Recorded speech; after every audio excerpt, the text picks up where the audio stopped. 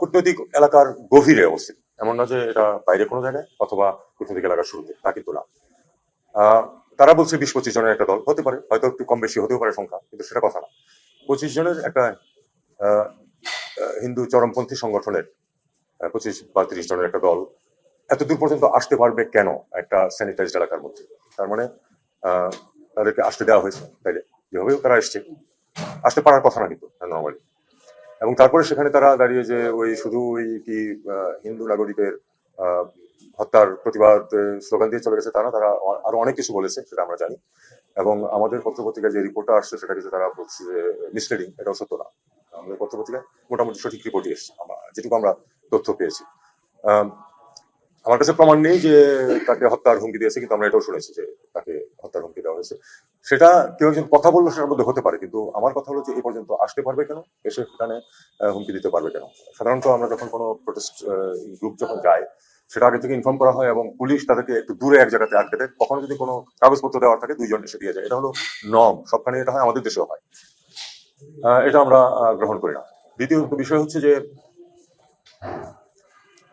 আম, একজন বাংলাদেশি নাগরিক নৃশংসভাবে খুন হয়েছে,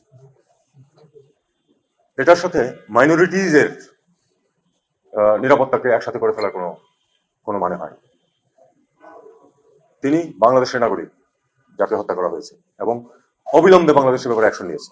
ইতিমধ্যে আপনারা জানেন যে বেশ কিছু অ্যারেস্ট করা হয়েছে। তো এ ধরনের ঘটনা যে শুধু বাংলাদেশে ঘটে তা নয়, এই অঞ্চলের সব দেশেই ঘটে, এবং প্রত্যেক দেশের দায়িত্ব হচ্ছে সেক্ষেত্রে যথোপযুক্ত ব্যবস্থা নেওয়া। বাংলাদেশ নিচ্ছে, অন্যদের উচিত সেরকম ব্যবস্থা নেওয়া।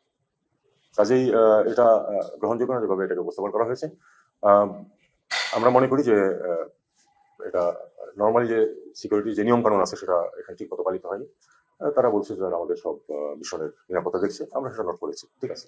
আমরা সেন্সিটাইজ করেছি এবং আমরা আশা করবো যে এই ধরনের পরিবেশ আর কখনো সৃষ্টি হবে না। যদি তেমন পরিবেশ সৃষ্টি হয় তাহলে আমরা সেটা করবো, কিন্তু এখনো পর্যন্ত আমরা যেটা দেখছি যে আমরা এখনো ভরসা রাখছি যে ভারত যথাযথ নিরাপত্তা ব্যবস্থা নেবে, ঠিক আছে। আম, দেখুন, এটা কিন্তু শুধু এখানে ব্যাপারটা শুধু কিন্তু যে তারা এখানে এসছে দুটো স্লোগান দিয়েছে তা না। এর ভিতরে কিন্তু একটা পরিবার বাস করে, হাইকমিশনার এবং তার পরিবার কিন্তু ওখানে বাস করে। তারা কিন্তু থ্রেটেন ফিল করেছে এবং তারা কিন্তু আতঙ্কিত হয়েছে, যে কারণ অ্যাডিকুয়েট সিকিউরিটি ব্যবস্থা ছিল, 2 জন গার্ড ছিল, তারা চুপ করে দাঁড়িয়েছিল। কাজে এটাকে আমরা মনে করি যে আরেকটু বিফ করাটা সত্যিকারই ওই দেশের দায়িত্ব।